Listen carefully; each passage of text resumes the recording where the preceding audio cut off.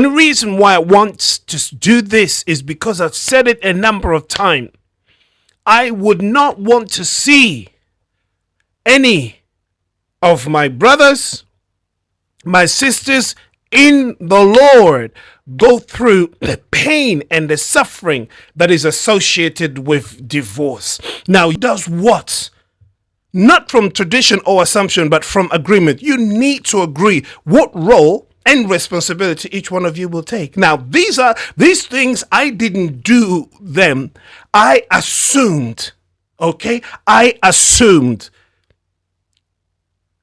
Okay, but you need to do this. And that's why I always said, if my ex knew me better, or at least had time to dig a bit deeper in me, maybe she wouldn't have married me. Maybe she would have said, no, this man is not for the cards to see if you have enough money to complete it. Before you build a tower, before you build your marriage, before you go and get married, before you bring someone into your life, you need to sit down. You need to think about it carefully. Do you have enough really? Do you have what it takes in order to live that life? If you don't, then don't start it. Because regardez notre nation. Regardons bien notre pays. Dieu nous a bénis avec ces grands pays. L'envie de tous les peuples, tous les pays. Les gens parlent que de notre pays en bien. Mais la majorité des temps, c'est nous les Congolais, en principe, qui parlent en mal. Non. Que voyons-nous pour notre pays, la RDC? Que voyons-nous pour notre pays, la RDC? Dieu nous a bénis. Dieu nous a donné cette terre. Que voyons-nous? Parce qu'il y a certaines personnes, pour eux, c'est toujours en Europe. C'est là où il y a la vie. Nicholas, I want to minister to you. I feel the Spirit of the Lord is speaking to me right now. Even before the foundation of the world, you're going to call yourself, but I called you. And on the inside of you are planted dreams and visions. But the Lord said this is a strategic timing for you. You tear down mindsets. You tear down strongholds. And change the thinking of my people. The Lord said even in the days to come, I'm going to give open doors for you.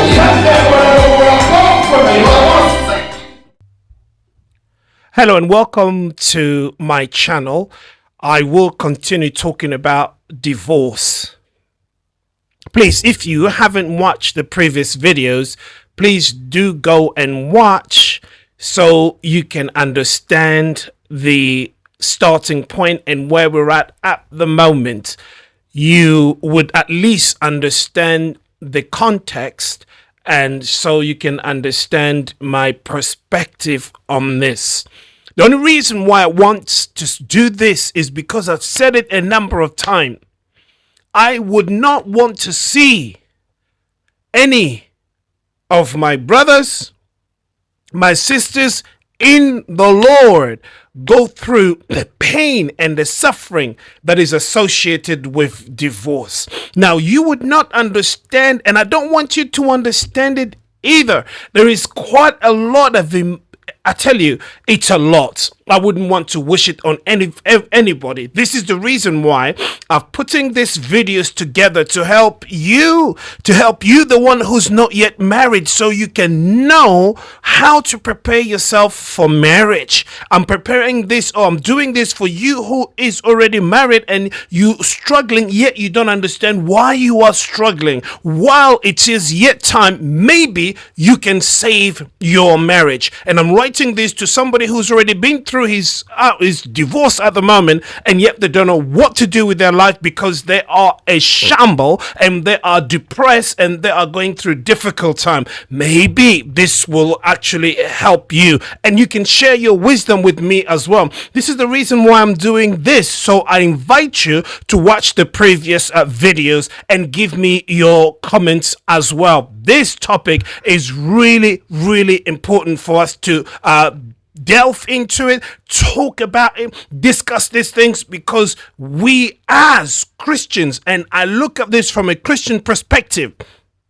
Okay, I look at this from a Christian perspective. Of course, it's open to anyone to understand or to listen who wants to watch, but mainly I'm looking at marriage from a Christian perspective, from biblical perspective, and that's the way I want to look at it. Okay, so I've talked about things already that I've said in the past. Now, I just want basically to go into another topic. Basically, I told you I've written a book, and I'm just scratching the surface of that book. It's just excerpt from that book that I'm giving you right here. I'm not even going deep, but just basically unpacking, if you like, the chapters from that book. And the reason why I had to write that book is because I had so many questions in my heart. Why? And I had to look back 18 years of marriage, and suddenly, just not suddenly, but it has now come to an end. I had a lot of questions to answer, and I've got a lot of answers, and that's the reason why I have produced that book. So please do watch this video and share it with people that you know. Subscribe to this channel. There will be more that we will be discussing here, and it is such a platform for us to exchange. So today I want to look at something basically to do with marriage. I know you will hear more about the divorce. Yes, I'm going to talk about that, and there'll be things that I'll share with you that I have learned. But what you need to understand is this: divorce doesn't just happen. You don't wake up in the morning and then you find yourself divorced. No, it started somewhere, and there are seeds that were already there at the beginning of your relationship anyways, that you decided to turn a blind eye to because you were wearing shades, and those shades are just full of love, and you couldn't see what was actually coming. So now those of you who are in that situation, you will understand. For those of you who are not yet there, try your best to avoid it. But I'll get to the divorce, like I said. But let's see how things lead up to it. And that's very, very important. So today I'm talking about readiness for covenant. Readiness for covenant. Readiness for covenant. In the previous video, obviously, I talked about a number of things, and one of the things that I need to mention just before I go into this one, let's just talk about, I just want to add a little bit on top of what I said. Okay, in the areas of alignment or covenant for you and your spouse or your proposed man or woman, you need to understand that you need to align.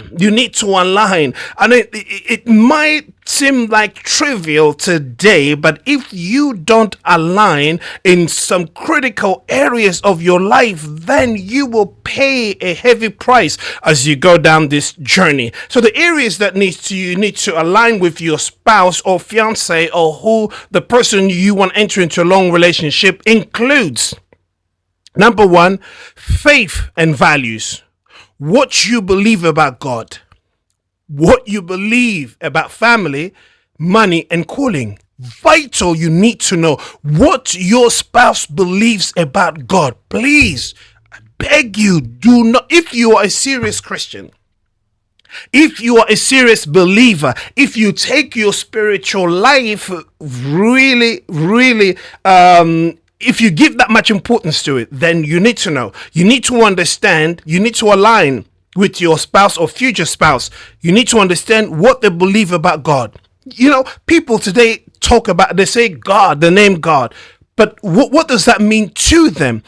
Are they drawing their understanding, are they drawing their understanding of God from the Bible, or is it from something else? People believe in so many things. I don't want to name here, but people believe in so many things. You will be surprised. But it's very, very important for you to understand exactly where do they get their theology from. Is it from the Bible? Because some people don't believe in the Bible. Okay, some people don't believe in the scriptures. You may believe in it, but they don't. So that is going to be the source, one of the source of your problems. Okay, you need to understand what they believe about what are their values, what their family, money, calling. Okay, Second thing is communication. How do you express your needs? How do you express your needs? How do you resolve conflict? And how do you build intimacy? How do you express your needs? Okay, so don't just assume. We mentioned this. Don't assume, but you need to understand yourself. Does the way you express your needs align with your spouse? Are they okay with it? Are they going to be fine with it? Or is it going to be a problem? Because some people express needs differently. Okay, and also resolve conflict different. Some people, the way they resolve conflict is they shouting and screaming and name calling, and they start cussing you out and doing all sort of things. For them, that's just the way they resolve conflict. But some people don't. Some people, I don't want to start, stereotyping, but people have different ways to express their needs. And how do you build intimacy? You need to understand that. Third, roles and responsibilities. A shared understanding of who does what, not from tradition or assumption, but from agreement. You need to agree what role and responsibility each one of you will take. Now, these things, I didn't do them. I assumed. Okay? I assumed. Okay? But you need to do this. And that's why I always said, if my ex knew me better, or at least had time to dig a bit deeper in me, maybe she wouldn't have married me. Maybe she would have said, no, this man is not for me. And it would have saved her from a lot. And I know when I say that, people say, well, you must be, what kind of a husband was you? You must be. No, I know why I put it that way. Because like I said, if you watch previous video, I said I take responsibility for the breakdown of my marriage. And I'm not going to sit here, say anything negative about my ex. Due respect to her, and I owe it to her. Okay, so here I'm talking about what I have learned. And somebody else will say, okay, well, why don't you try to get back to your ex? And that's something that is never going to happen. Okay, we have already come to this agreement and we're moving forward. And I will never want to be a limiting factor in her achieving what God has called her to be in life and to do in life. So I'll just leave it there. So please, those who send messages in that direction, please don't. We've already moved from there and it's never going to happen. All right. Number 4, future direction. Agreement about priorities such as ministry, if you're in ministry, children, finances, and lifestyle. These are the areas and they are very, very important. Please do not neglect them. Okay. So I'm going to jump into what I want to talk about today. Readiness for covenants. Readiness for covenant. Some people are not ready. They're not ready for it. Readiness for covenant, that involves spiritual, emotional, and practical foundations. Okay? Now, we assume, okay, how old am I? I am 32. I'm 33. I'm working. I got a job, and I think I'm ready for marriage. Now, you assume because you assume you're mature enough to get married. Because, like I said, your position, your status in society, because you got a job, you got money, you got this, and they think that, yes, that's what marriage is all about. You think, I'm ready. Yeah, in one respect, yes, you might be ready, but not in other respects. So it's very important to make sure that you are ready for this. Otherwise, I tell you, you are heading for trouble, for heartbreak, and all that comes with it, and it's not easy. Please learn from someone who is actually going through it, and I tell you, don't mess with this. It's not pleasant at all. Marriage is one of the most sacred commitment a person will ever make.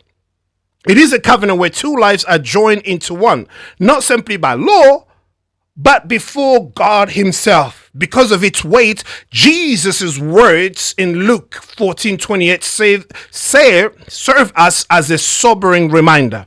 Here is what Jesus said.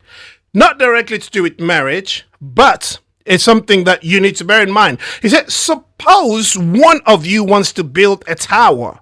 Won't you first sit down and estimate the cost to see if you have enough money to complete it? Before you build a tower, Before you build your marriage, before you go and get married, before you bring someone into your life, you need to sit down. You need to think about it carefully. Do you have enough really? Do you have what it takes in order to live that life? If you don't, then don't start it, because you are looking for trouble. Just as no one should begin a building project without planning, no one should enter marriage without preparation. Readiness is not about perfection. No couple will ever have it all figured out. But it is about maturity, intentionality, and surrender to Christ. To enter a covenant casually without counting the cost is to invite unnecessary struggle. Please remember, life is very short. As I'm learning, life is very short. I'm in my 40s, and I tell you, I look back and I'm saying, where has time gone? Where has time gone? It seems to have gone very quickly. I've got children, I see them growing up, and I'm going like, my goodness, time flies. Yes, it does fly. So you don't want to waste time. You don't want to struggle. You don't want to enter into something that will stagnate your life, that you'll feel like, you're stuck. You are not moving. You are not being fulfilled. So it's vital. It's very, very important. And I call you, give attention to this. Okay, spiritual foundation. At the foundation of marital readiness is a personal walk with Christ. Marriage is not simply two people coming together. It is two disciples joining in a covenant under the lordship of Jesus. Vital. Okay, that is so important. On the spiritual level, you must be ready. A personal faith in Christ, maturity in the word, commitment to prayer together. Commitment to prayer together. If you don't share the faith, you don't have life together, how are you going to be praying together? It's not going to happen. Okay, that's on a spiritual level. Emotional readiness. Marriage will test emotional maturity. The challenge of living in covenant will magnify unhealed wounds or immaturity if left unaddressed. Some people have healing from the past hurts, betrayals, trauma must be surrendered to Christ before entering into a covenant. Shall I read that again? This is on an emotional level. People come into a marriage with all sorts of things, baggage and all that has transpired in your growing up. Now you are not even healed from the things that happened to you, yet you're entering into a marriage. That is a recipe for trouble. I'm not saying that because I knew this before. No. I'm learning these things, and I learned it while I was married. And I tell you, it's so important that we pay attention to this.